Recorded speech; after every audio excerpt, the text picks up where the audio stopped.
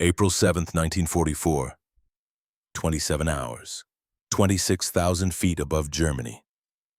Lieutenant Evangeline Thatcher's gloved hand touches the photograph taped to her instrument panel. Her twin brother Sullivan stares back at her, frozen in time, forever 23, forever smiling, forever dead. The bomber formation below her looks like toys from this altitude, 18 B-17 flying fortresses, each carrying 10 men who want to go home. 180 fathers, brothers, sons. The same number of families who will either celebrate tonight or receive a telegram that starts with the words, "We regret to inform you." Her headset crackles. Bandits, 3 o'clock high, 60+ contacts. Evangeline's heart doesn't race, it slows. Her engineering mind shifts into a different gear, the one where time stretches and mathematics becomes instinct. She counts seconds. 45 until the Germans reach firing range. 45 seconds to decide between doctrine and survival. Standard procedure is clear. Maintain formation. Stay defensive. Protect the bombers through presence, not aggression. The manual is 300 pages of lessons written in blood by men who tried something different and died. But standard procedure means 6 bombers will burn in the next 2 minutes. 60 men will fall through 26,000 feet of frozen air, some already dead, some screaming all the way down. She knows this because she's watched it happen 8 times in 8 missions. She knows this because her brother died exactly this way, while his escorts followed doctrine perfectly. Her fuel gauge reads 47 minutes. Her ammunition counter shows 12 seconds of firing time remaining. And tucked in her flight jacket against her heart is a notebook filled with equations that say the impossible might be possible. If the math is right, if her hands are steady, if she's willing to bet her life on differential calculus at 400 miles per hour. Major Aldrich Brennan's voice cuts through the radio static. Thatcher, maintain formation. That is a direct order. Evangeline looks at Sullivan's photograph one more time. Then she pushes the throttle forward. What happens in the next 90 seconds will save 60 lives today. And change the way fighter pilots fly for the next 80 years. But first we need to go back 18 months. Back to the moment when a girl who loved mathematics more than flight became a woman who needed both to survive. 18 months earlier. Lexington, Kentucky, October 1942. The airfield smelled like burnt oil and October leaves. Evangeline Thatcher sat on an overturned fuel drum, her MIT textbook balanced on her knees, watching her father's crop duster bank against an achingly blue sky. The Stearman biplane carved a perfect arc over the tobacco field's wings, catching sunlight like polished silver. She wasn't watching the beauty. She was computing the physics of the turn. Bank angle approximately 60 degrees, airspeed 95 miles per hour, maybe 100. Load factor 2.5 G, possibly 3 if he pulled harder. The Stearman's wings were rated for 6 positive Gs. Her father was flying at less than half the aircraft's structural limit, which meant he had room for error. Room meant safety. Safety meant he'd land alive and she could go back to her differential equations homework without her stomach clenching. You gonna watch, or you gonna fly? Evangeline looked up. Frank Rivers stood beside her, wiping grease from his hands with a red rag that had been white sometime in the previous decade. Rivers was 63, had been flying since before the Great War, and had forgotten more about aviation than most pilots would ever learn. Watching, Evangeline said. I'm no good at the flying part. That's because you think too much. Rivers squinted at the Stearman as it rolled inverted, hung there for 3 seconds, then rolled upright. Your daddy flies on feel, you'd fly on equations, both work, different religions, same God. Evangeline returned her attention to the textbook. Advanced Aerodynamics. Chapter 7, Inverted Flight Characteristics. The words blurred slightly. She'd been reading the same paragraph for 20 minutes because her mind kept drifting to the letter that had arrived that morning. The letter from her twin brother Sullivan. Sullivan, who'd enlisted in the Army Air Corps 6 months ago. Sullivan, who was somewhere in England right now learning to fly B-17 bombers. Sullivan, who wrote things like, "They need engineers in the sky, not just on the ground, and you're wasting your brain on paper, Evie." The steerman's engine note changed. Evangeline's head snapped up. Her father had entered a barrel roll, but something was wrong. The nose was dropping too fast. The roll rate was too slow. He was attempting an aerobatic maneuver at an airspeed that was bleeding away faster than he could compensate.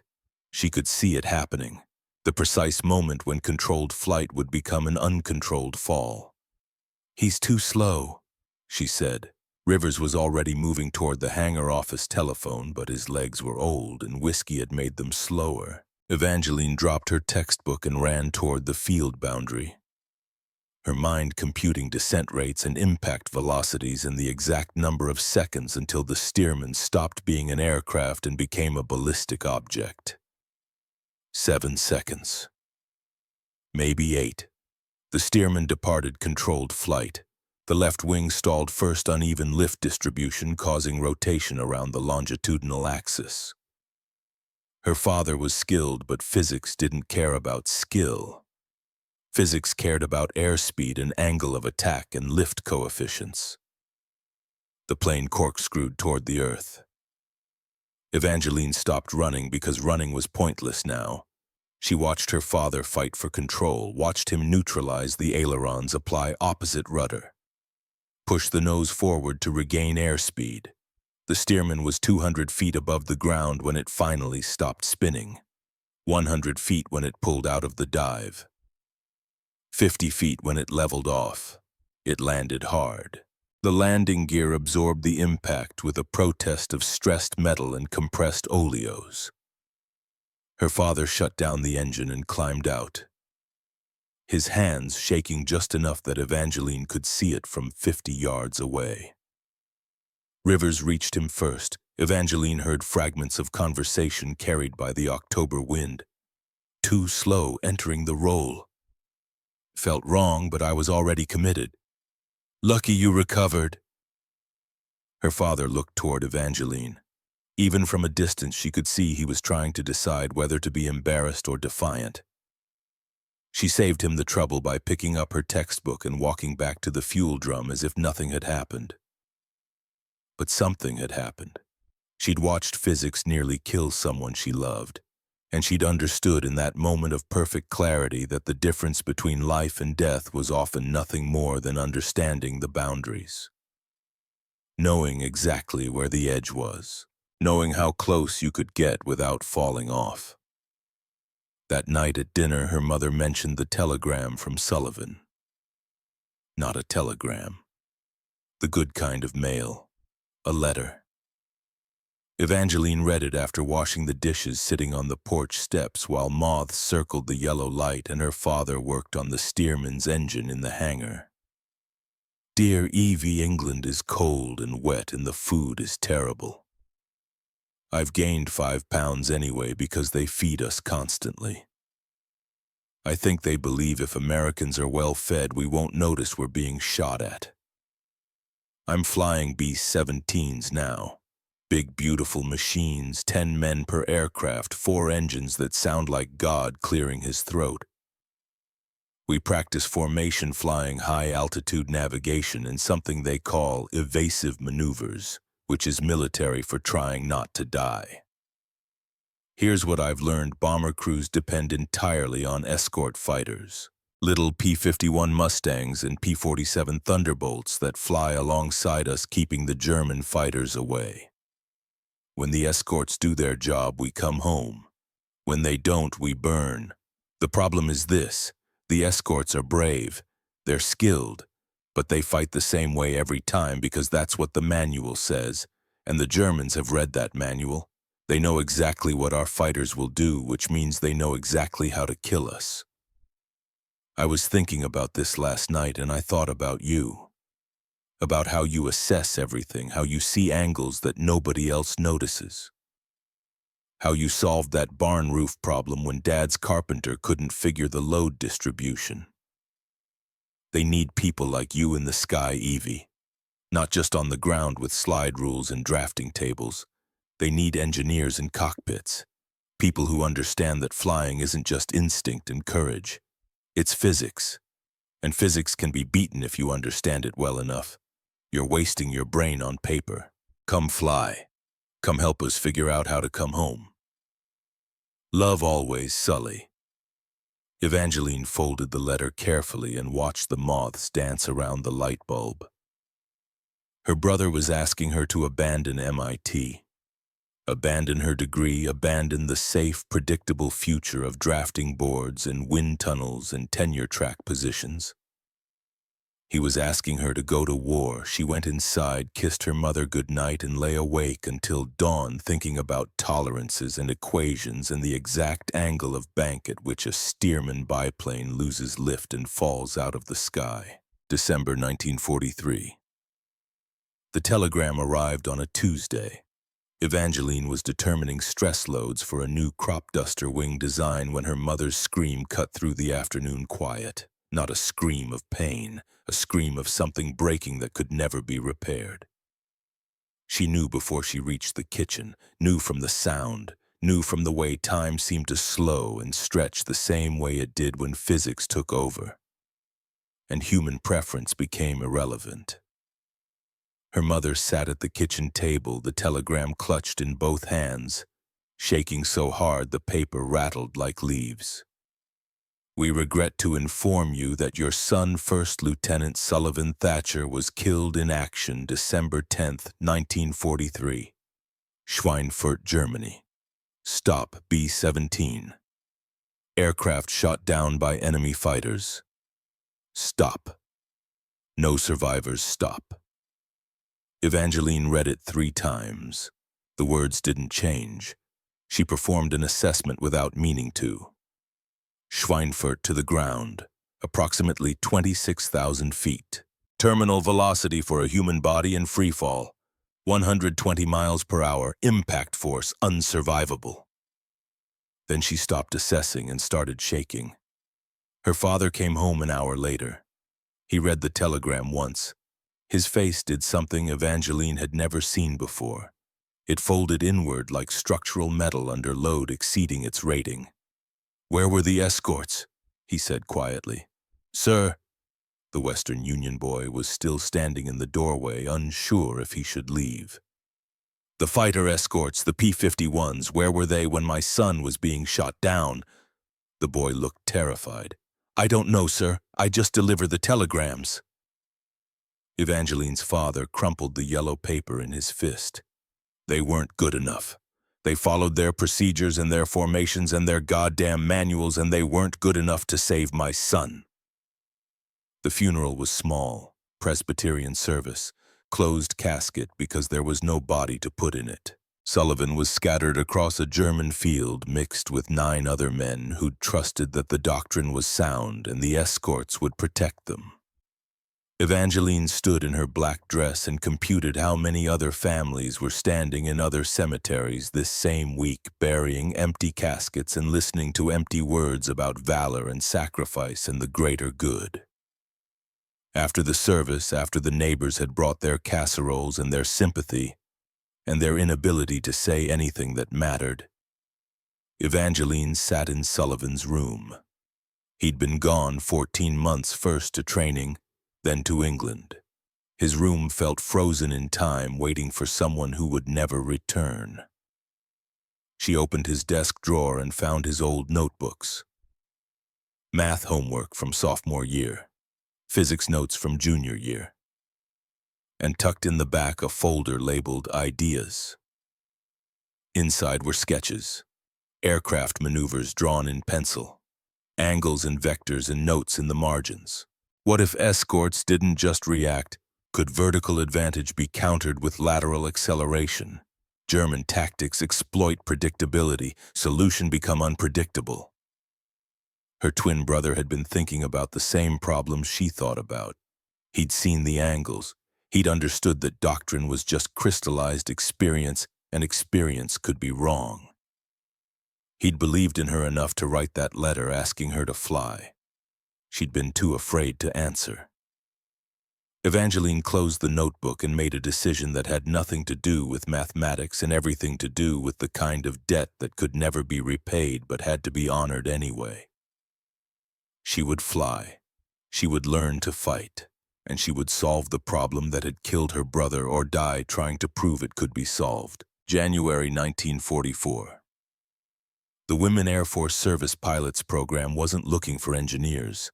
They were looking for women who could ferry aircraft from factories to bases, tow targets for gunnery practice, and test fly repaired planes. Necessary work. Important work. But not combat. Evangeline didn't want to ferry aircraft. She wanted to kill the men who'd killed Sullivan. She filled out the application anyway because it was the only door that was even slightly open. The interview took place in a government office in Cincinnati that smelled like old coffee and cigarette smoke. The interviewer was a woman named Helen Richards, 45 years old, with the kind of face that suggested she'd heard every excuse and seen every lie. "Why do you want to join WASP, Miss Thatcher? To fly combat missions against German fighters." Helen lit a cigarette and studied Evangeline through the smoke. "WASP doesn't fly combat. We ferry planes, we test planes. We do not shoot at people or get shot at by people." "Then the program is wasting resources." Helen's eyebrow rose a fraction of an inch. "Explain." "You're training women to fly military aircraft.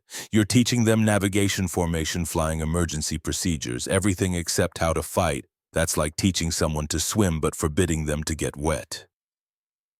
"Combat requires aggression, killer instinct, the ability to make split-second decisions while people are actively trying to murder you. Combat requires understanding physics under stress," Evangeline said. "I have a degree in aerospace engineering from MIT. I can determine load factors in my head. I know stall speeds for every aircraft in the inventory. I understand energy management, deflection shooting, and rate of turn mathematics. What I don't understand is why the military would rather have instinct than intelligence." Helen stubbed out her cigarette. "Your brother was killed over Germany." "Yes, ma'am." "Yes. You want revenge." "I want to solve the problem that killed him." "Those aren't the same thing." "No, ma'am. Revenge is emotional. Problem-solving is mathematical. I prefer mathematics." Helen was quiet for a long moment. Then she opened a drawer, pulled out a different form, and slid it across the desk. "There's a program. Experimental. Classified. The Army Air Corps is considering allowing select WASP pilots to fly combat missions. Very select.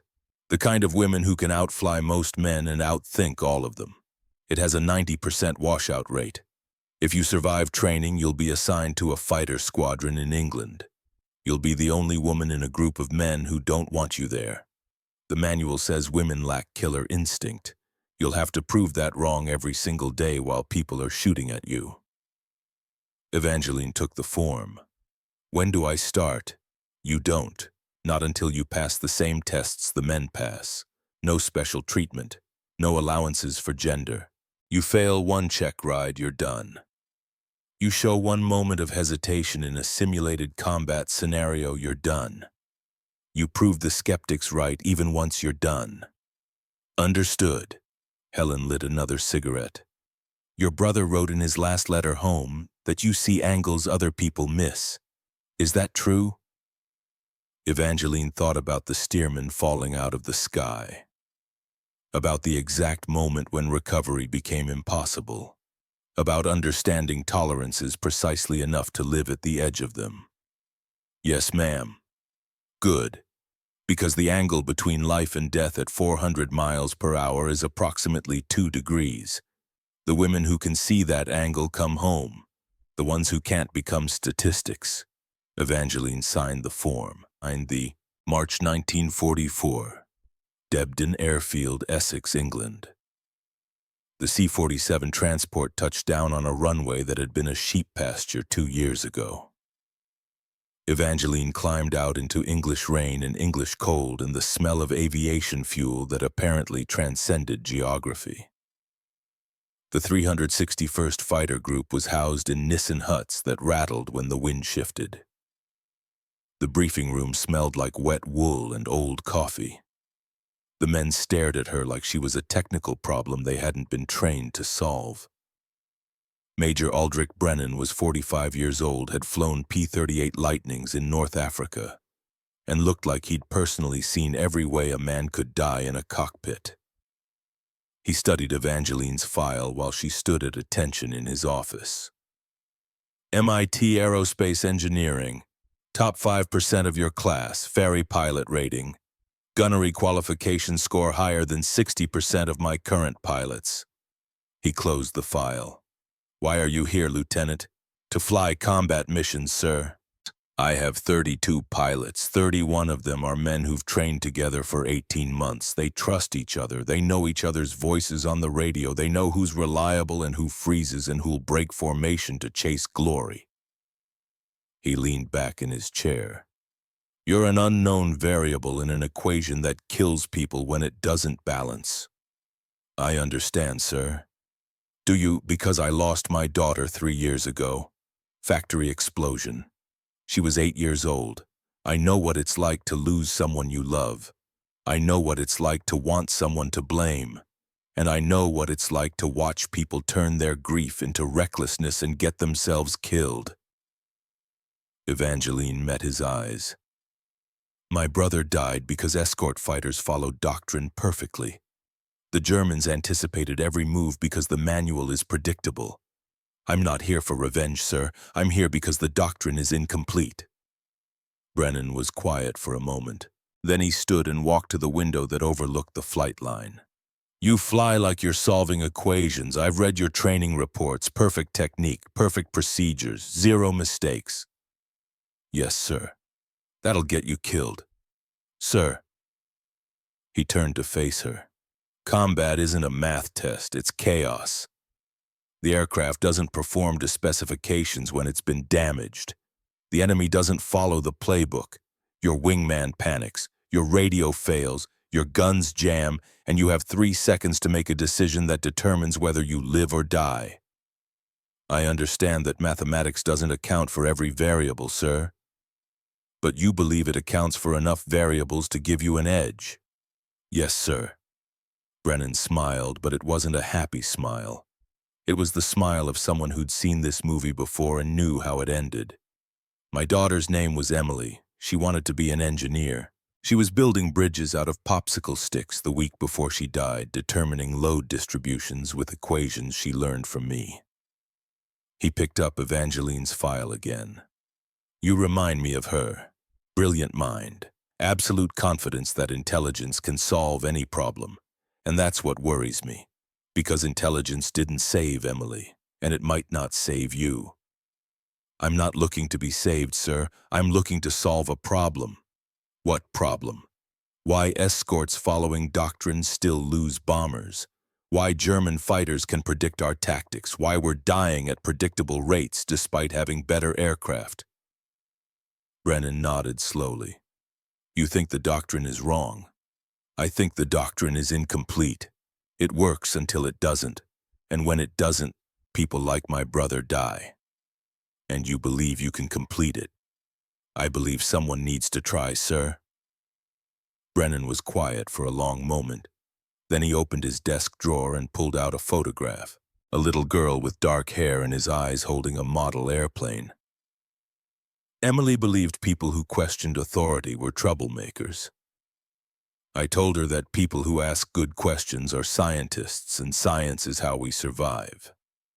He put the photograph away. But I also told her that there's a difference between questioning authority intelligently and questioning it recklessly. One advances knowledge, the other just gets you killed. He handed Evangeline her file. You're assigned to Alpha Flight. Captain Declan Rafferty commands. He's a good pilot and a better killer, but he doesn't like complications. You're a complication. Prove you're a valuable complication or prove the skeptics right. Those are your options. Yes, sir. She turned to leave. Lieutenant, sir, your brother's last letter said you see angles other people miss. If that's true, don't just see them. Understand them completely and then teach the rest of us before we all die missing them. Evangeline saluted and left. Outside, the rain had intensified. She walked across the muddy field toward the Nissen hut that would be her quarters, thinking about angles and equations and the precise difference between questioning doctrine intelligently versus recklessly.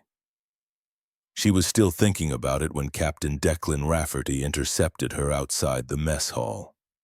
Rafferty was 31, had 12 confirmed kills, and had the kind of smile that made it clear he thought this entire situation was hilarious.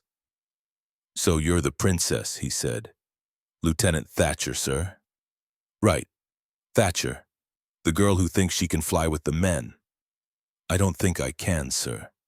I've already proven I can." Rafferty's smile widened. "Ferry flights and training runs. That's not flying. That's sightseeing. Combat is different. Combat is violence and chaos and split-second decisions while someone's trying to set you on fire. You ever been shot at, Princess?" "Not yet, sir." "Well, when you are, you'll freeze. Or you'll panic. Or you'll do something stupid and get yourself killed, and worse, you'll get someone else killed trying to save you. So do us all a favor. Wash out now. Go back to ferrying planes. Let the real pilots handle the fighting." Evangeline looked at him for a long moment, then she said, "What's your stall speed at 60 degrees of bank, sir?" "What? Your P-51. 60-degree bank at combat weight. What's the stall speed?" Rafferty blinked. "I don't know. 90-100, 112 miles per hour. If you're pulling 3 Gs in that turn, it's 137. You fly below that speed, you'll stall. Stall in combat means you die, but you don't know the number, which means you're flying on feel instead of data. Feel works. Feel works until it doesn't. Then you become a statistic, sir." She walked past him toward the hut. Rafferty called after her. "You know what your problem is, Princess. You think too much." Evangeline stopped, turned. "That's exactly what Frank Rivers said before my father nearly killed himself doing a barrel roll at insufficient airspeed. You know what the difference is between thinking and dying about 15 miles per hour and 2 degrees of nose attitude? I can tell you the exact numbers. Can you—" She left him standing in the rain. Inside the hut, she found her bunk. Someone had left a note on her pillow, just 2 words, "Go home."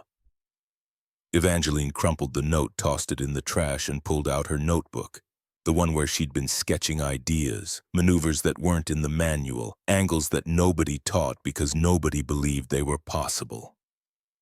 She opened to a fresh page and began determining the physics of inverted flight at high speed. Roll rates, load factors, control authority. The mathematics of doing something the manual said was suicide. Outside, English rain hammered the corrugated metal roof. Inside, Evangeline drew vectors and wrote equations and understood that she was standing at a crossroads, where one path led to following doctrine and surviving, and the other led to questioning doctrine and either becoming legendary or becoming a cautionary tale. She thought about Sullivan's letter, about seeing angles other people miss. She thought about Emily Brennan building bridges out of popsicle sticks. She thought about tolerances and edges and the exact difference between confidence and recklessness. Then she kept working because mathematics didn't care about fear or doubt or whether you were supposed to be there. Mathematics only cared about whether you understood it well enough to stay alive. And Evangeline Thatcher understood mathematics very, very well. Part 2, The Test, March 1944. First mission. The P-51 Mustang smelled like metal and hydraulic fluid and the particular kind of fear that came from sitting in a machine designed to kill or be killed. Evangeline ran through her pre-flight checklist for the third time, her hands moving with mechanical precision, while her mind computed fuel consumption rates and ammunition expenditure patterns. Around her, 31 other Mustangs were waking up, Merlin engines coughing to life, propellers chopping the pre-dawn air, radio chatter crackling through headsets as men who'd flown together for months fell into familiar rhythms. She was alone in the rhythm, an offbeat note in a song everyone else had memorized. Major Brennan's voice cut through the radio noise. Alpha Flight check-in. Dagger 1 ready. Dagger 2 ready. Dagger 3 ready. Evangeline keyed her microphone. Dagger 4 ready. A pause. Then Rafferty's voice, thick with something that might have been amusement or contempt or both. Dagger 4, you will maintain position on my right wing. You will not break formation. You will not engage unless I explicitly authorize. You will not do anything except exactly what I tell you to do. Acknowledge. Dagger 4 acknowledges. The mission was simple on paper. Escort 18 B-17 bombers to Wilhelmshaven. Protect them from German fighters. Bring them home. The briefing officer had said they should expect moderate resistance. 20 to 30 German fighters, primarily Focke-Wulf 190s. Moderate resistance meant some bombers wouldn't come home. Moderate meant acceptable losses. Moderate meant the mathematics of war had determined that X number of dead Americans was statistically inevitable and strategically tolerable. Evangeline hated the word moderate. The formation climbed through broken clouds over the English Channel. 18 bombers in tight boxes, their aluminum skin catching morning light. 32 fighters weaving above and around them like protective insects. The radio filled with procedure calls and position checks and the kind of casual chatter that men used to pretend they weren't terrified. Evangeline stayed silent, watched her instruments, assessed fuel burn rates against distance to target against expected engagement duration. The numbers said they had 12 minutes of room for error. 12 minutes where everything could go wrong before they'd be forced to break off and leave the bombers unprotected. 12 minutes wasn't much. The German coast appeared through the haze. Flak started immediately. Black puffs of exploding metal that bloomed in the sky like deadly flowers. The bombers flew through it because they had no choice. The fighters jinked and weaved because they could. Evangeline watched the flak patterns and computed trajectories. The German gunners were firing at predicted positions, not actual positions, which meant if you stayed unpredictable, you could thread between the explosions. If you were predictable, you died. She filed that observation away for later. Bandits, 2 o'clock high. Estimate 24 contacts. Evangeline's heart didn't race. It steadied. The chaos was beginning, which meant the variables were resolving into knowns. Known enemies, known positions, known velocities and vectors and angles of attack. She could work with knowns. The German fighters came in fast, Focke-Wulf 190s exactly as briefed. They dove from above, used their superior dive speed to slash through the bomber formation, fired, then climbed away before the escorts could react. Classic boom and zoom tactics, exploiting vertical energy advantage, using gravity and engine power to dictate the terms of engagement. The American response was equally classic. Climb to meet them. Try to intercept before they reach the bombers. Engage in the vertical where the Germans had advantage. Evangeline watched 3 P-51s chase a climbing Focke-Wulf. The German pilot pulled into a steep climb. The American fighters followed their airspeed, bleeding away as they traded velocity for altitude. The German leveled off at the top, accelerated, and was gone before the Mustangs could close range. Textbook German tactics countering textbook American doctrine. A bomber below them started trailing smoke, black smoke, which meant oil fire. The B-17 fell out of formation, already dying. Evangeline counted seconds, 30 before the fire reached the fuel tanks. 30 seconds for 10 men to decide whether to jump or ride it down. 6 parachutes blossomed. 4 men stayed with the aircraft. She didn't know if that was courage or if their exits were blocked by fire. The burning bomber spiraled into clouds and disappeared. Evangeline's fuel gauge now showed 11 minutes of tolerance. Dagger 4, maintain position. She was maintaining position. That was the problem. She was watching bombers die while maintaining perfect position in a perfect formation that was perfectly useless. The engagement lasted 14 minutes. The escorts shot down 3 German fighters. The Germans shot down 2 bombers and damaged 4 more. When it was over, the formation turned for home and Evangeline's ammunition counter still showed 0 rounds expended. She'd followed orders perfectly. She'd maintained position flawlessly. She'd done everything the doctrine required, and 20 men had died while she watched. April 1944, 8th mission. Lieutenant Cornelius Hargrove found Evangeline in the hangar after midnight sketching in her notebook by lamplight. He was 21, looked 17, and had the kind of face that suggested he'd been surprised by every bad thing that had ever happened to him. "Can't sleep either," he said. Evangeline looked up from her work. "Sleep is inefficient when there are problems to solve." Hargrove sat on an equipment crate. "What problem are you solving? Why we keep losing bombers despite having superior aircraft and numerical advantage?" "Bad luck. Luck is what people call probability when they don't want to assess it. We're not unlucky. We're predictable." Hargrove was quiet for a moment, then he said, "My brother was a pilot, B-24 navigator, died over Plesty 6 months ago. His bomber was shot down by German fighters while the escorts were chasing other Germans away from the formation. I'm sorry. Everyone's sorry. Nobody knows what to do about it." He gestured at her notebook. "What are you drawing?" Evangeline hesitated.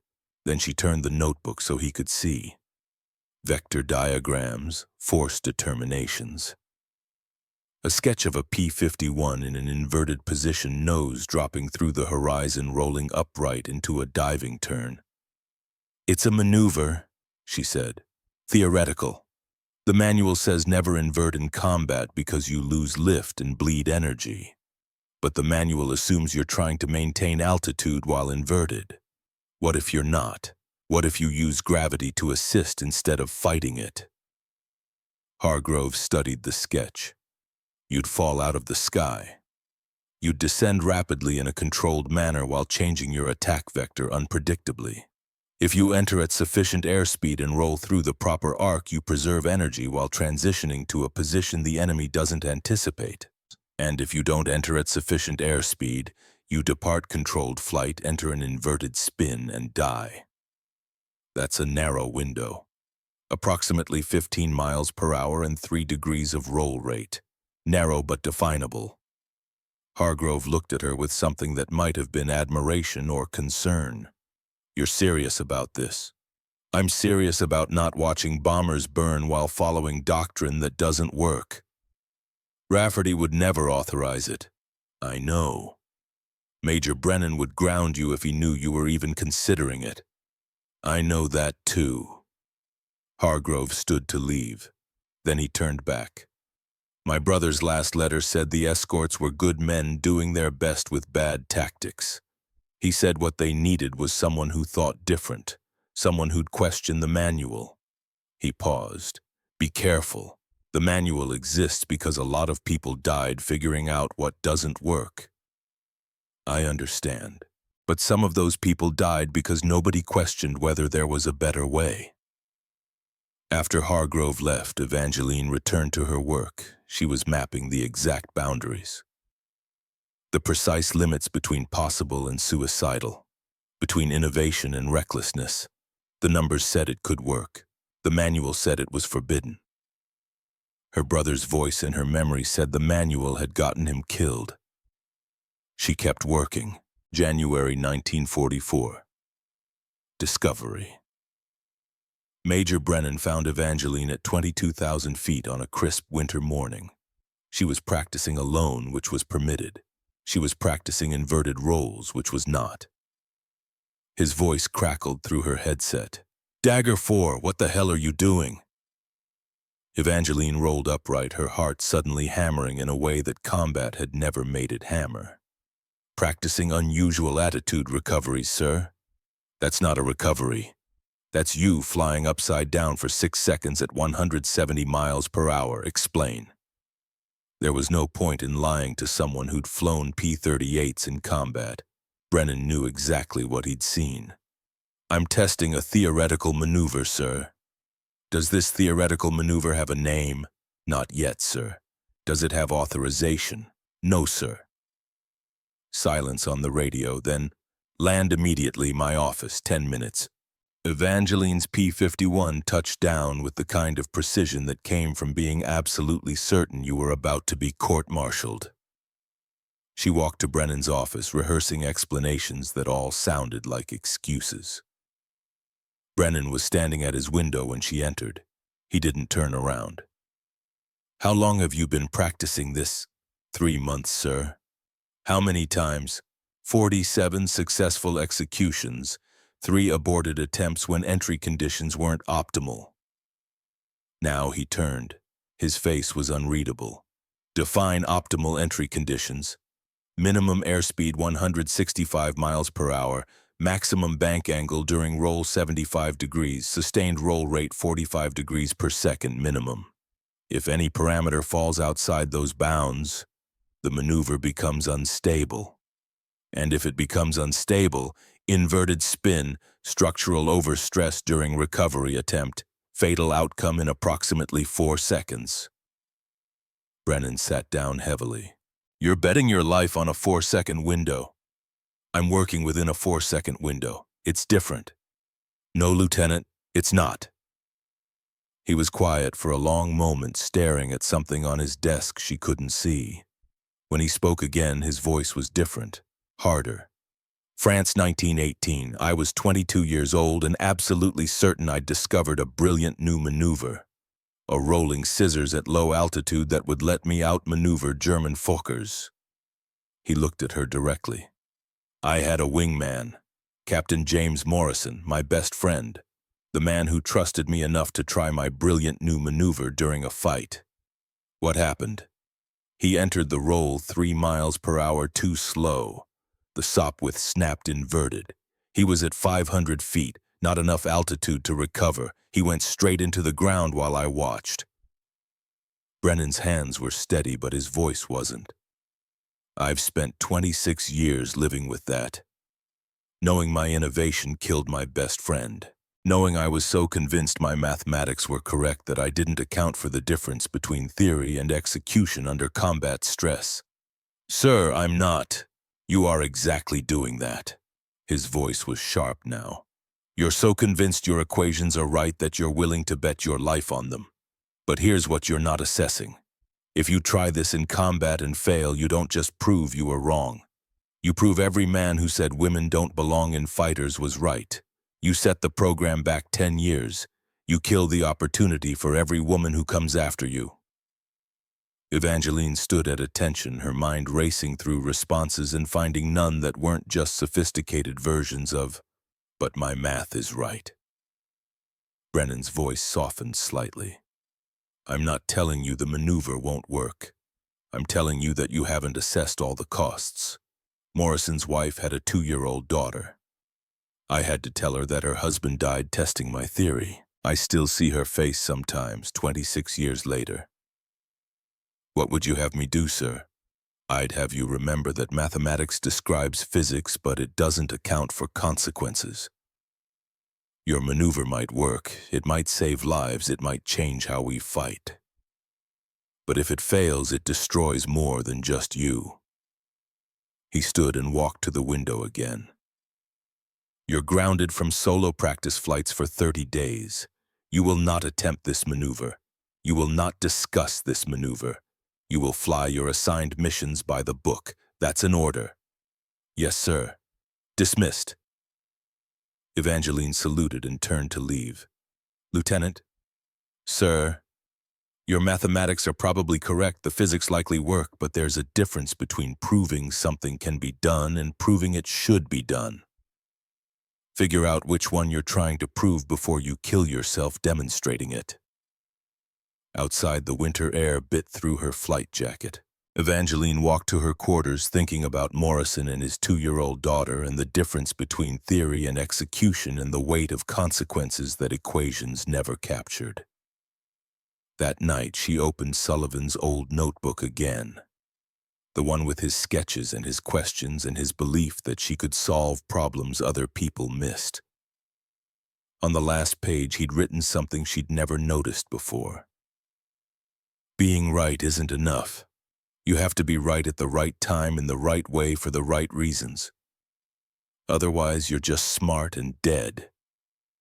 She closed the notebook and lay awake until dawn thinking about limits and consequences and whether 4 seconds was enough time to prove a point or just enough time to become a cautionary tale. March 1944. The package. The package from her father arrived on a Thursday. Inside was Sullivan's diary, the one the Army had held for 14 months while processing his effects. Evangeline opened it with hands that shook slightly. Most of it was mundane. Observations about England, complaints about food, jokes about his crew. The normal stuff of a young man trying to stay human in a machine designed to kill him. The last entry was dated December 9th, 1943, the day before he died. Tomorrow we fly Schweinfurt. Deep penetration, maximum expected resistance. Intelligence says Luftwaffe is sending everything they have. I'm not scared, not exactly. I'm determining probabilities. Number of bombers times expected loss rate times crew size equals expected casualties. The math says 3 of us won't come home, maybe 4. But here's what the math doesn't say. It doesn't account for the fact that our escorts are predictable. The Germans have figured out exactly what our fighters will do. Climb to meet them, chase them into vertical fights, follow doctrine perfectly. Perfect doctrine gets us killed. I wish Evie was here. She'd see the angle nobody else sees. She'd solve the problem while everyone else was still defining it. She sees things you know always has. While I'm trying to understand what's happening, she's already figured out why it's happening and what to do about it. The escorts are good men, brave men. But they're following a playbook the enemy has memorized. We need someone who'll write a new play, someone who thinks in equations instead of instinct. I wrote her about this, asked her to fly, asked her to help figure it out. She hasn't answered. Maybe she's smarter than me. Maybe she knows that some problems don't have solutions and the smart move is to stay safe. But I don't think she'll stay safe. I think she'll read this someday after I'm gone and she'll feel guilty for not answering and she'll do something reckless and brilliant and probably get herself killed proving a point. So if you're reading this, Evie, and I'm dead, here's what I want you to know. Don't fly angry. Don't fly guilty. Don't try to avenge me. Fly smart. Fly precisely. Fly like you're solving a problem, not settling a score. The escorts need someone who questions doctrine intelligently, not someone who questions it emotionally. Be the engineer, not the avenger. I believe in you. I always have. I always will. Love, Sully. Evangeline read it 3 times. Then she walked outside into cold March rain and let it soak through her jacket while she assessed the difference between flying angry and flying smart, between avenging her brother and honoring his faith in her. Sullivan had asked her to be the engineer, to solve the problem methodically, not emotionally, to question doctrine intelligently. She'd been doing the opposite, practicing in secret, hiding her work, planning to prove her point through demonstration rather than validation. That night she did something she'd never done before. She requested a meeting with Major Brennan. Major Brennan's office, 2100 hours. You wanted to see me, Lieutenant? Evangeline placed her notebook on his desk. I want to show you something, sir, not to argue, not to convince you to authorize it, just to get your professional assessment as an engineer and a pilot. Brennan looked at the notebook, then at her. This is about the maneuver. Yes, sir. I ordered you not to practice it. I haven't practiced it in 30 days, sir, but I haven't stopped working on it. He opened the notebook, studied the diagrams, the force vectors, the mathematical proofs, the tolerance analyses. He was quiet for a long time. This is sophisticated work, he finally said. The physics are sound, the boundaries are narrow but achievable. You've assessed for variables I wouldn't have considered.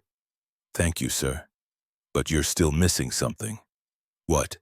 He pulled out a clean sheet of paper and started drawing. You've determined what happens when you execute perfectly.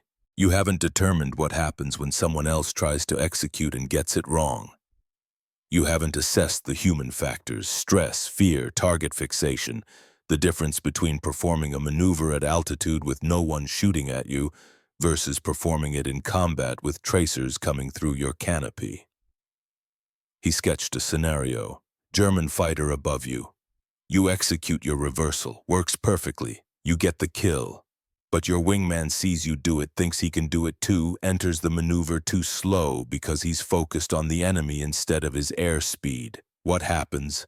He departs controlled flight and dies while you watch, while his family receives a telegram, while every critic of the program says, "See women get men killed with their reckless ideas." Evangeline was quiet. Brennan continued. I didn't account for human factors with Morrison.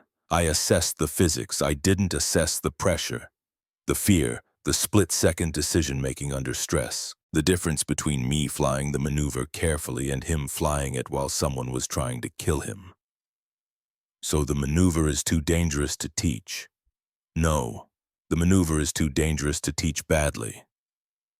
He tapped her notebook. This could work. It could save lives. It could change tactics, but only if it's taught correctly. Only if pilots understand not just how to do it, but when not to do it. Only if they know their personal limits, not just the aircraft limits. How do I prove that, sir? You don't. Not yet. Not until you've flown it in combat successfully. Not until you've demonstrated that it works under the worst possible conditions. Not until you've proven it's not just theory. He closed the notebook and handed it back. But when you do prove it, if you prove it, I want to be the first person you teach. Because Morrison deserved a wingman who assessed better. And the bombers deserve escorts who can do more than follow doctrine perfectly while men die. Evangeline took the notebook. Thank you, sir. Don't thank me yet. You're still grounded from practicing it. The order stands, but... He paused. If circumstances arise where following doctrine means watching bombers die and you believe this maneuver offers a solution, then you assess the risks honestly and you make the decision. That's what command is, not following rules blindly, not breaking rules recklessly, making considered decisions and accepting consequences. Yes, sir. She stood to leave.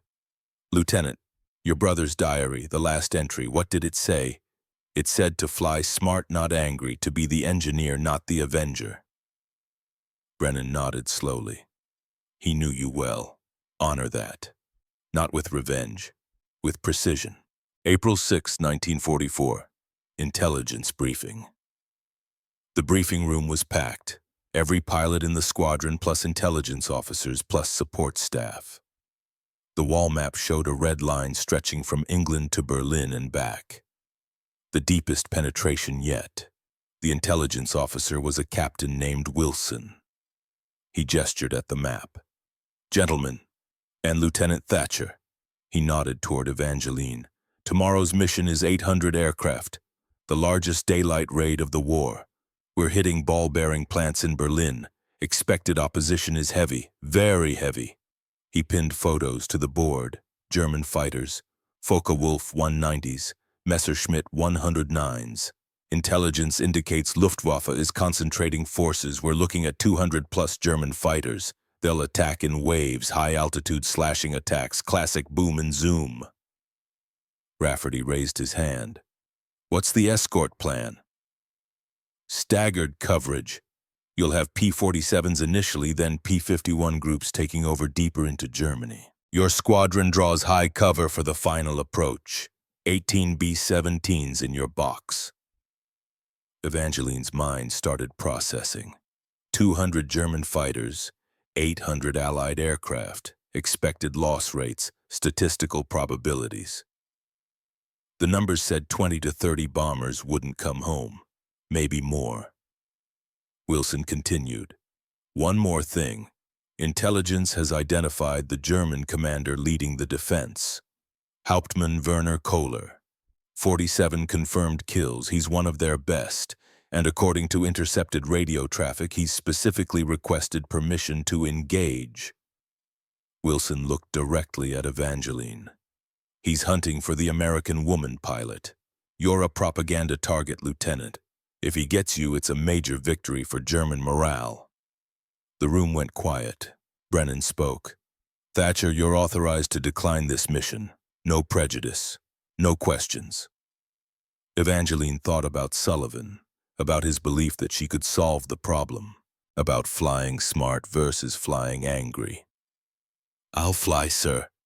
Rafferty laughed, not kindly. Princess wants to prove something. This'll be entertaining. Evangeline ignored him. She was determining engagement geometry. If Kohler was hunting specifically for her, he'd expect her to follow doctrine, expect her to climb and engage conventionally, expect her to be predictable. Predictable meant dead.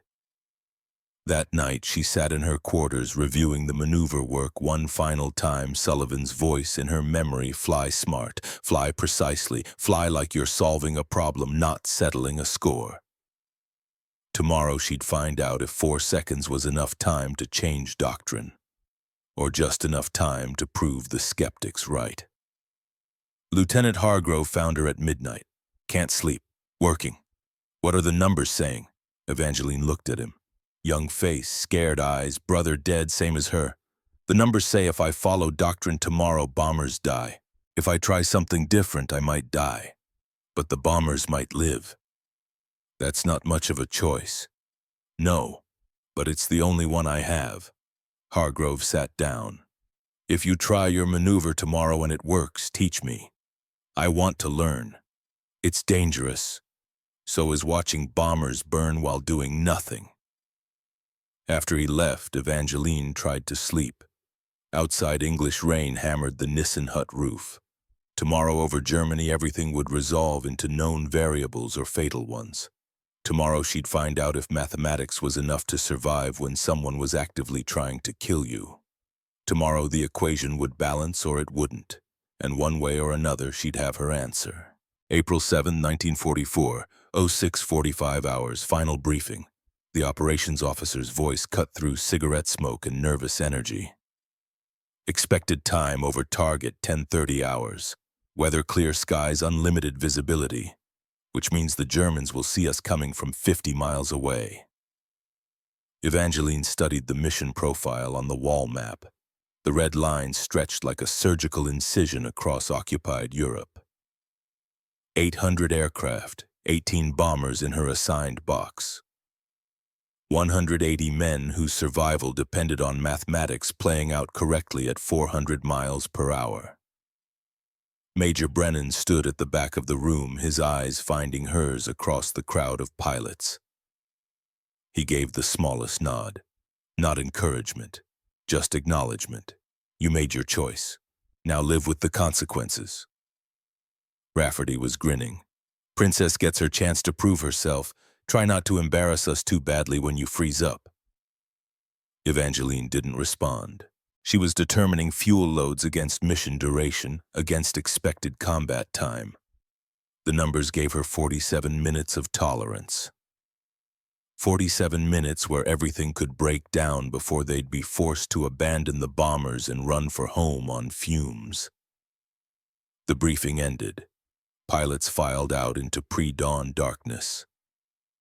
Evangeline walked to her P-51 alone, her notebook tucked inside her flight jacket against her heart. Sullivan's photograph was taped to her instrument panel where she'd see it every time she checked her airspeed. Lieutenant Hargrove found her doing pre-flight checks. "You really going to try it?" he asked quietly.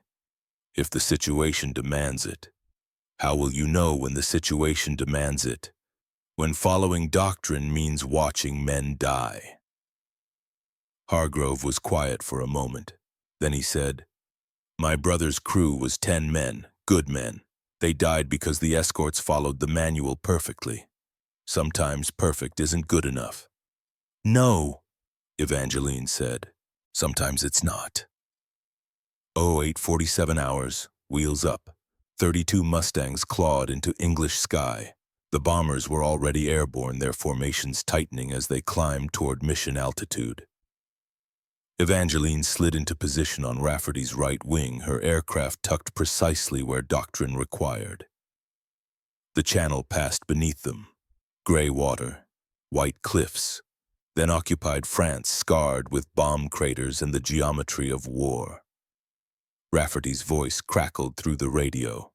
"Dagger 4, remember, you stay on my wing. You do not break formation. You do not freelance. You do not try to be a hero. Acknowledge." Dagger 4 acknowledges.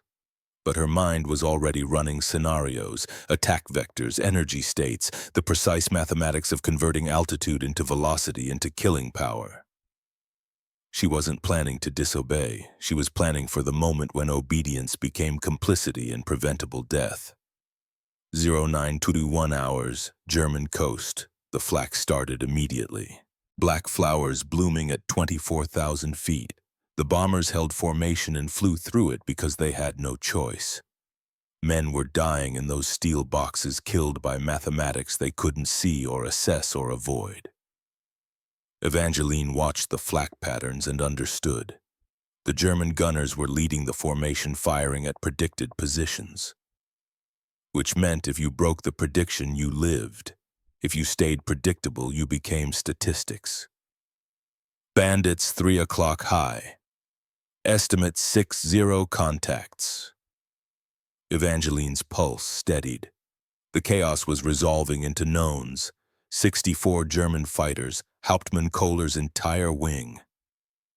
Coming down from 28,000 feet with gravity and engine power and the absolute certainty that American doctrine was predictable. She looked at Sullivan's photograph, thought about his last diary entry. Fly smart, fly precisely. Then she looked at the bomber formation below, found the lead aircraft, tail number visible even from 2,000 feet above. B-17G, Georgia Peach 2, Sullivan's old squadron, his replacement crew flying his bird's namesake. The equation suddenly became personal in a way mathematics couldn't capture. 0924 hours, the Germans dove. Focke-Wulf 190s, in perfect finger 4 formations, exploiting the vertical dimension exactly as doctrine predicted they would. The American response was equally predictable. Rafferty led Alpha Flight into a climbing intercept, trying to meet the Germans before they reached the bombers. Evangeline followed, watched the geometry develop, watched the Germans time their attack perfectly, knowing exactly how long it would take the climbing Mustangs to reach intercept position. Watched them slash through the bomber formation 3 seconds before the escorts arrived. 2 bombers staggered. One started trailing smoke.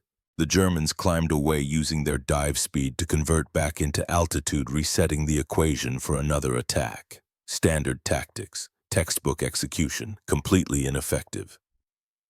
Rafferty chased them. The entire flight followed, climbing hard, bleeding airspeed, falling into the exact trap doctrine said to avoid. And doctrine required them to enter. Evangeline stayed with the formation, maintained perfect position, watched her airspeed drop to 140 miles per hour as they climbed after enemies who were already gone.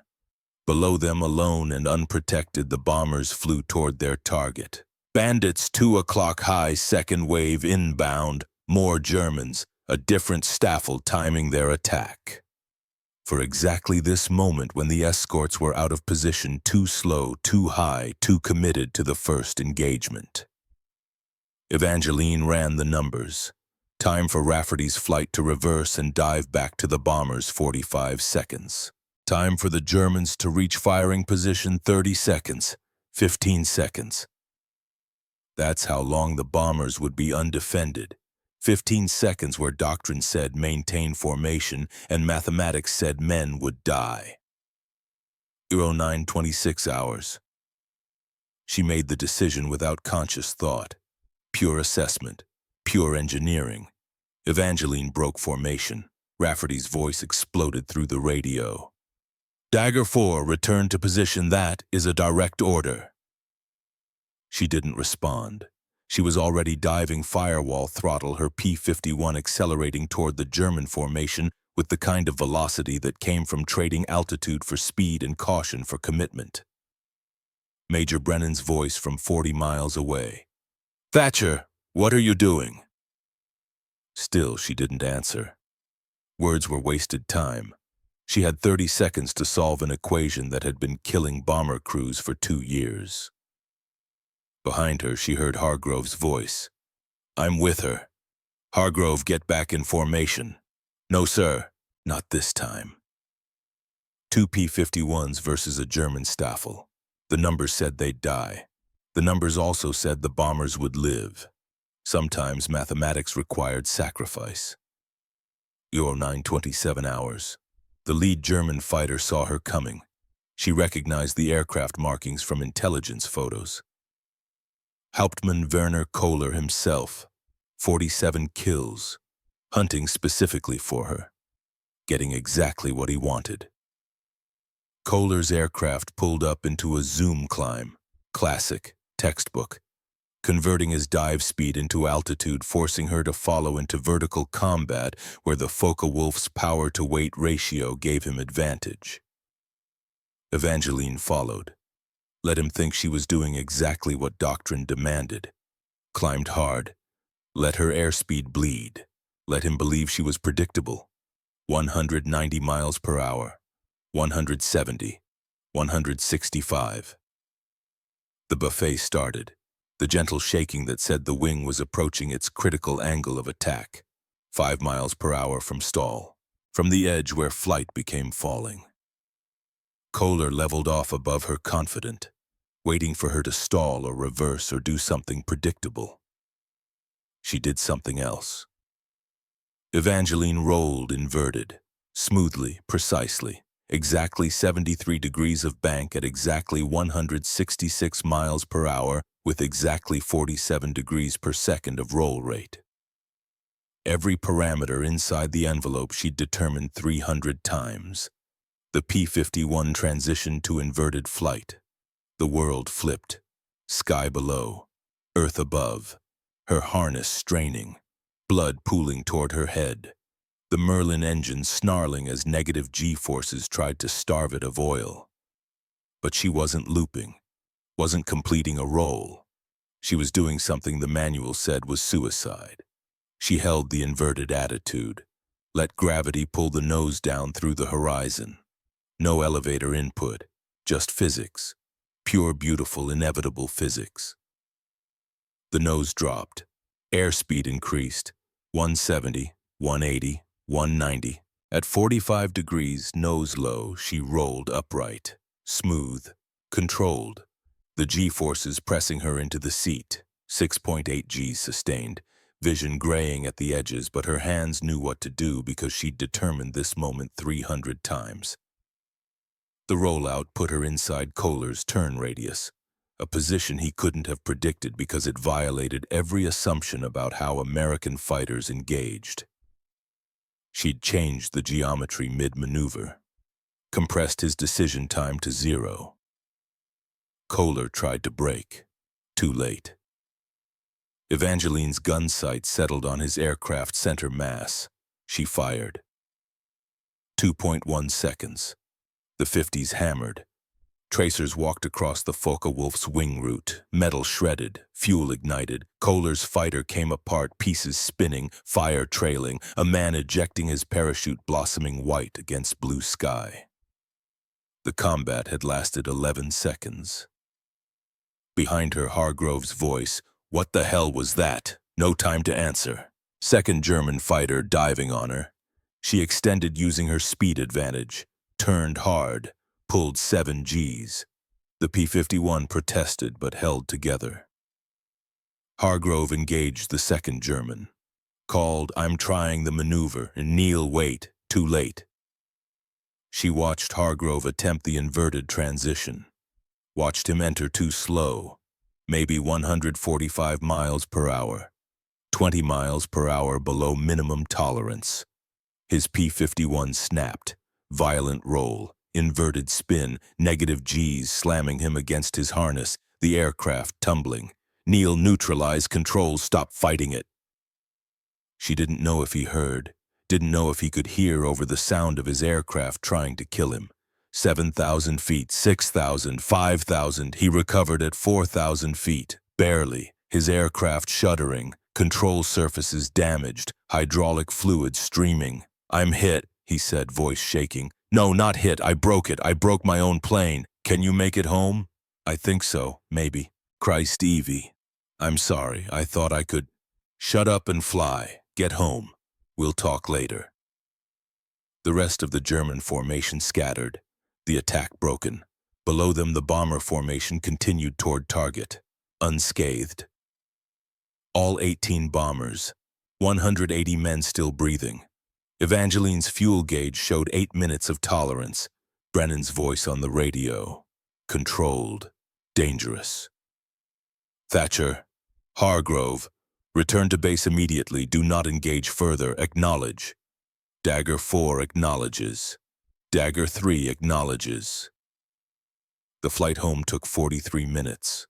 Nobody spoke on the radio. Evangeline watched Hargrove's damaged aircraft struggle, watched hydraulic fluid trail from his wing, watched him fight controls that didn't respond properly because he'd overstressed them trying to execute a maneuver he didn't understand well enough. She'd given him equations. He'd needed more than equations. He'd needed understanding, time, training, and she'd let him watch her do something brilliant and assume brilliance could be copied instead of earned. 09:58 hours landing. Hargrove's P-51 touched down hard, bounced, settled, rolled to a stop with its landing gear compressed beyond limits and hydraulic fluid pooling on the concrete. Evangeline landed normally. Perfect approach, perfect touchdown. The kind of precision that came from knowing your tolerances exactly. She climbed out, expecting questions. Investigation. Debrief. Instead, military police were waiting. "Lieutenant Evangeline Thatcher, you are under arrest for disobeying direct orders in combat. You will come with us." She didn't resist, didn't argue. She looked toward operations and saw Brennan standing in the doorway.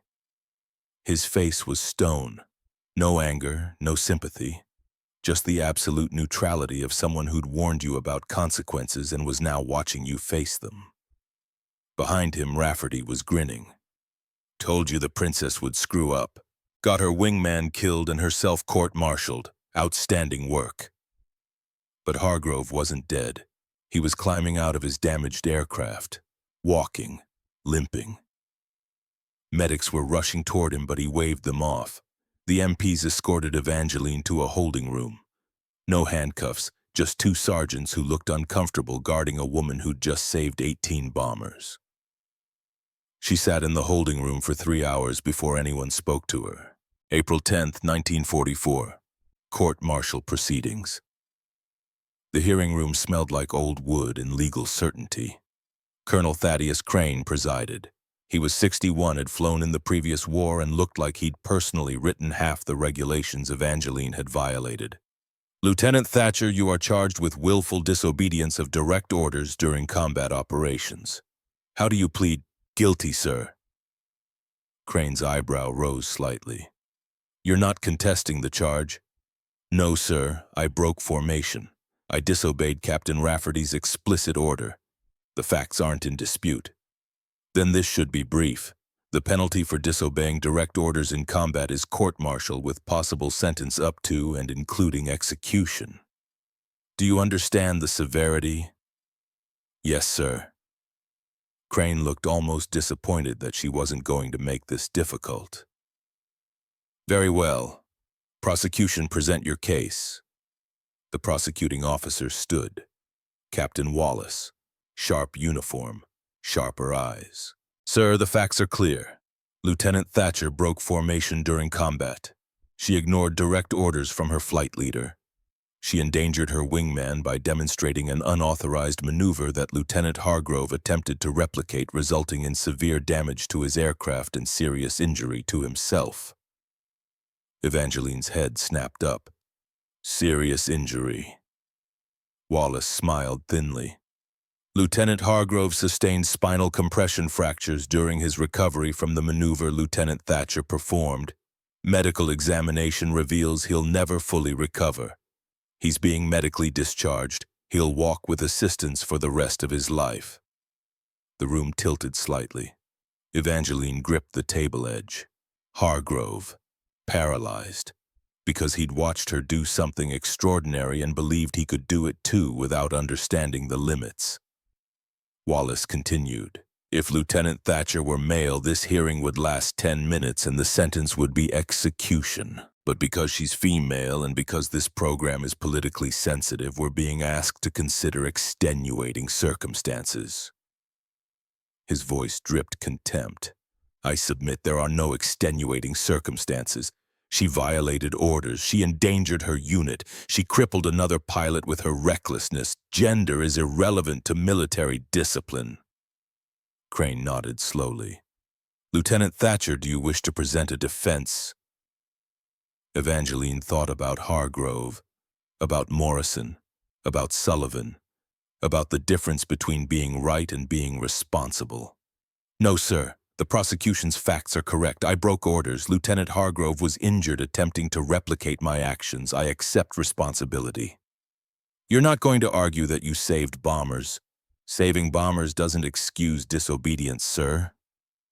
Crane studied her for a long moment. Then he said, Major Brennan, you've requested to testify. Proceed. Brennan stood, walked to the front. His face was still unreadable. Sir, I ordered Lieutenant Thatcher to maintain formation. She disobeyed. By regulations, she should be punished. But regulations exist to serve a purpose. They exist to preserve discipline and effectiveness and prevent chaos.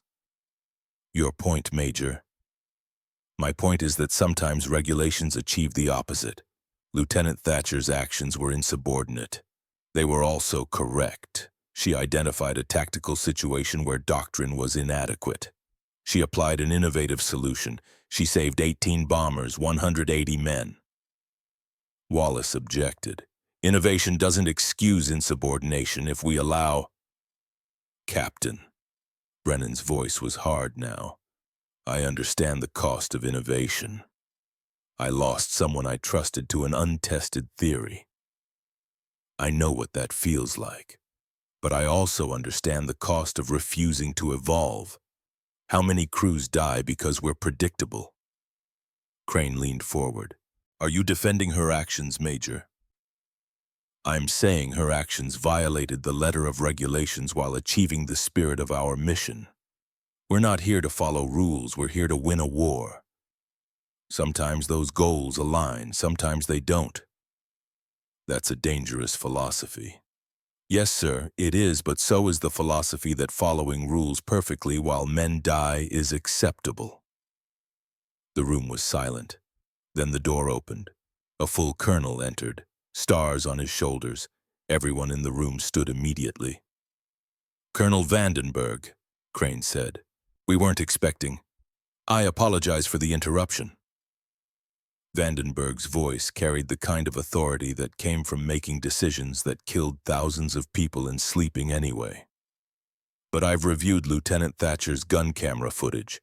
I've consulted with aeronautical engineers at Wright Field, and I've read analysis from 8th Air Force Bomber Command. He placed a folder on the table. The maneuver Lieutenant Thatcher performed is aerodynamically sound. Our engineers confirm it. More significantly, Bomber Command reports that formations escorted by the 361st Fighter Group on April 7th experienced 0 losses during the initial German attack. 0 compared to average losses of 6 to 8 bombers per mission during similar attacks. Vandenberg looked directly at Evangeline. Lieutenant Thatcher disobeyed orders. She also potentially saved 180 lives. I'm here to inform this court that effective immediately her maneuver is being adopted into official USAAF tactical doctrine. We're calling it the Thatcher reversal. Silence. Wallace found his voice. Sir, regardless of outcome, she still violated. Captain, I'm aware of regulations. I'm also aware that warfare evolves. Doctrine that worked in 1942 doesn't work in 1944. Lieutenant Thatcher identified that gap and filled it. Now we're going to teach every fighter pilot in theater how to execute her maneuver properly. He turned to Crane. I'm recommending all charges be dropped. Furthermore, I'm recommending Lieutenant Thatcher receive the Distinguished Flying Cross, and I'm ordering her grounded for 30 days. Evangeline blinked. Sir, not as punishment, Lieutenant. You're grounded because you're going to teach this maneuver to every qualified pilot we have, starting tomorrow. You're going to create a training syllabus. You're going to establish safety parameters. You're going to ensure what happened to Lieutenant Hargrove doesn't happen to anyone else. Yes, sir. Vandenberg picked up his folder. One more thing. If you ever disobey direct orders again, I will personally ensure you're court-martialed with no intervention. Innovation is valuable. Insubordination is not. Learn the difference. Dismissed. He left as abruptly as he'd arrived. Crane looked at Evangeline. You're very lucky, Lieutenant. Yes, sir. Don't waste it. April 11th, 1944. Base Hospital. Evangeline found Hargrove in a bed near the window. His legs were immobilized. His face was pale, but he was alive. Hey, he said when he saw her. Heard you're famous now. The Thatcher reversal has a nice ring. I'm sorry, Neil. For what? I'm the idiot who tried to copy you without understanding what I was doing. I should have stopped you. Should have explained the tolerances better. Should have what? Forbidden me from trying to save bombers. He shifted slightly and winced. I made a choice. A bad one. But it was my choice. Evangeline sat in the chair beside his bed. The doctors say you'll walk again. With assistance. Yeah. Canes, braces maybe. Maybe not. He looked out the window at P-51s taking off for another mission. I won't fly again. That's certain. I'm sorry. Stop apologizing. You showed me something incredible. I tried it before I was ready. That's on me, not you. There was a long silence. Besides, Hargrove continued, I'm going to be an aerospace engineer now. Going to design better safety systems, better ejection seats, better ways for pilots to survive when they screw up. Figure my legs are a small price to pay for motivation. She stayed with him until the nurses made her leave.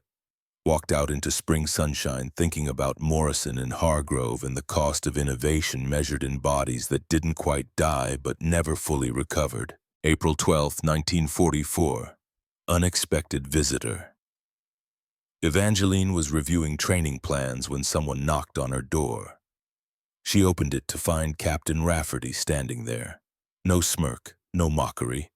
Just a man who looked like he'd been thinking hard about something uncomfortable. May I come in? He asked. She stepped aside. He entered, removed his cap, and stood there for a moment looking uncertain, an expression she'd never seen on his face before. You saved 18 bombers, he said quietly. I was at Angels 30 chasing glory while you were doing geometry that actually mattered. Evangeline didn't know what to say. I called you princess because I thought you were soft, thought you'd freeze, thought women didn't belong in fighters. He met her eyes. Turns out you're just smarter than me, and braver. You did what I should have done, what I was too locked into doctrine to see. He extended his hand. Teach me that maneuver properly. I don't want to be Hargrove.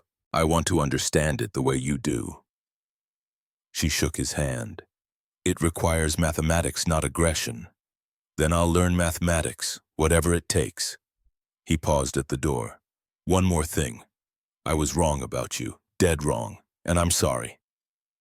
After he left, Evangeline sat for a long time thinking about how sometimes the hardest thing for a person to do is admit they were wrong, and how sometimes the bravest thing is to keep trying anyway. May 1944. Return to combat. Evangeline spent 30 days teaching the Thatcher reversal to 47 pilots. 6 washed out, not because they weren't skilled, because they didn't have the temperament to fly at the edge of tolerances, because they were aggressive when the maneuver required precision, because they trusted instinct when it demanded mathematics. 41 pilots qualified. The doctrine was updated. The manual was rewritten. What had been forbidden became standard. Her first mission back was Berlin again. Different bombers, different German defenders, but Hauptmann Werner Kohler was still there, leading the defense, still hunting. The engagement developed exactly as before. Germans diving from above, Americans climbing to meet them. Predictable doctrine meeting predictable response. Except now, 15 American fighters knew the Thatcher reversal. The Germans didn't expect it, couldn't counter it. When P-51 started rolling inverted and transitioning into positions that shouldn't exist. The German formations fractured. 3 German fighters went down in the first 90 seconds. Kohler's voice on the intercepted radio translated in real time by intelligence.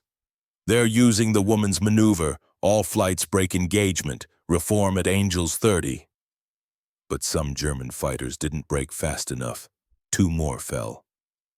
Evangeline found herself alone with Kohler again. Him above, her below. The geometry perfect for another demonstration.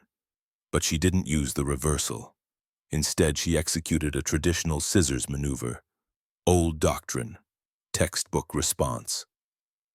Kohler anticipated the reversal. Positioned himself to counter it. Found himself out of position when she did something conventional instead. She got guns on him. 2 seconds.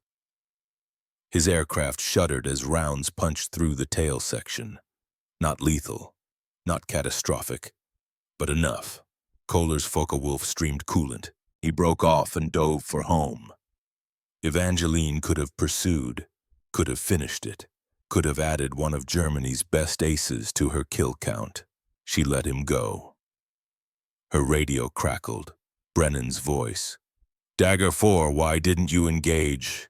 He expected me to use my signature move, sir, so I didn't. Unpredictability works both directions. Silence. Then Brennan laughed. Actually laughed. You just taught him that doctrine isn't the problem. Predictability is. Well done, Lieutenant. The bombers returned home intact. All 18. Mission success. Statistics would later show that formations employing the Thatcher reversal experienced 23% fewer losses than formations using conventional tactics. Over the next 12 months, that translated to approximately 1,260 bomber crew lives saved. But Evangeline never thought about the statistics. She thought about Hargrove learning to walk with canes. She thought about Sullivan writing in his diary that she should fly smart, not angry. She thought about the difference between being brilliant and being responsible. 1998. Nellis Air Force Base, Nevada. The symposium room held 200 people. Fighter pilots from 6 decades, F-86 pilots from Korea, F-4 crews from Vietnam, F-15 and F-16 drivers from the modern era. All gathered to discuss tactical evolution. Evangeline Thatcher sat in the front row, 77 years old, white hair pulled back in a bun, eyes still sharp, mind still working equations. The moderator introduced her. Ladies and gentlemen, we're honored to have with us the pilot who invented what we now call the high-speed rolling reversal, a maneuver still taught at every fighter weapons school in the world. Lieutenant Colonel Evangeline Thatcher, U.S. Air Force, retired. Polite applause. Most of the young pilots didn't know who she was. The maneuver was just something in the syllabus. No name attached, no history. That's how she preferred it. A man approached from the back of the room, 82 years old, walking slowly but steadily. White hair, German accent. "Excuse me, may I speak?" The moderator looked uncertain. "Sir, this is a closed session for my name is Werner Kohler. I flew Focke-Wulf 190s for the Luftwaffe, and I came here specifically to meet Lieutenant Colonel Thatcher." The room went absolutely silent. Kohler walked to the front, extended his hand. Evangeline stood and shook it. "I've waited 54 years for this," Kohler said. "To meet the woman who taught me that impossible means not yet determined. You were a worthy opponent, Hauptmann. You were better, not because of the maneuver, because you understood something I didn't. Doctrine isn't weakness, predictability is. After the war, I became a commercial pilot, Lufthansa, flew for 35 years, and every time I taught a young pilot, I told them about you, about the American who saw angles no one else saw." They talked for 20 minutes, about the war, about flying, about the strange mathematics of trying to kill each other and then respecting each other decades later. An older man approached slowly using a cane. Major Brennan, now 81, retired 20 years, but his eyes still alert. "Sir," Evangeline said, standing.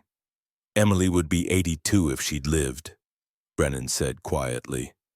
"I've thought about that every day for 58 years. Wondered what she'd have become. Sir, she'd have been you, questioning, working problems, refusing to accept incomplete answers." His eyes were wet. "You gave me something I lost with her. The belief that brilliant minds can survive if they're disciplined. Thank you for proving that." A young female F-16 pilot approached. Captain's bars, confident stride. "Ma'am, I've executed the Thatcher reversal 14 times in training. Never knew a woman invented it. They just call it the reversal in the syllabus." Evangeline smiled. "That means it worked. When innovation becomes invisible, it's because it became essential." "Can I ask a question?" "Of course." "Were you afraid the first time you tried it in combat?" Evangeline thought about that morning in April 1944. About Sullivan's photograph taped to her instrument panel. About Brennan's warning. About the 4 seconds between brilliance and death. "Yes, I was terrified. Not of dying, of being wrong, of proving that questioning doctrine was just arrogance with equations. But you weren't wrong. No, but I could have been, and that's important to remember. Every innovation carries risk. Every question of doctrine could be progress or could be recklessness. The difference is understanding, discipline, respecting the boundaries." The young captain nodded. "Thank you, ma'am." After the symposium, Evangeline stood outside and watched F-22 Raptors practice overhead. Watched one execute a rolling reversal at supersonic speed. Perfect technique. No hesitation. The pilot had no idea she was watching. Had no idea who invented the maneuver. Probably didn't care. That was perfect. She pulled out an old photograph. Sullivan, forever 23, forever smiling. "Solved it, brother," she whispered. "Took 54 years, but I solved it." The next morning. Seattle. A letter arrived at Evangeline's hotel, postmarked from Seattle. Cornelius Hargrove's handwriting shaky but readable. "Evie saw you're at the symposium. Can't travel anymore, but wanted you to know I've designed ejection systems that saved 47 pilots' lives. 47 men who walked away from crashes that should have killed them. I determined those systems from a wheelchair using math you taught me. My legs don't work, but my brain does. That's your real legacy, not the maneuver, teaching people to think, Neil." She folded the letter carefully. 47 lives. Not bad for a maneuver that had crippled him. Not bad at all. Final evening, Nevada. That night she wrote in her journal, something she'd been writing since 1944.